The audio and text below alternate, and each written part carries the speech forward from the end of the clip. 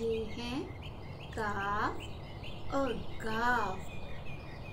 आज हम सुनेंगे इन दोनों की कहानी।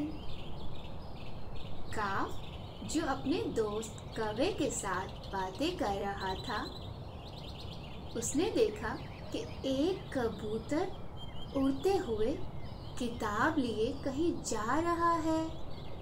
काफ से कौवा, काफ से कबूतर, काफ से किताब।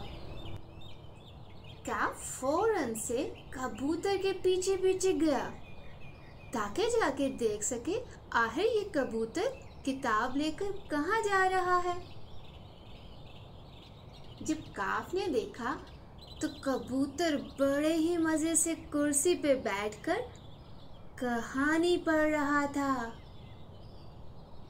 और आप जानते हैं कि वो कहानी किसकी थी? एक गुड़िया की कहानी। काफ से कुर्सी, काफ से कहानी।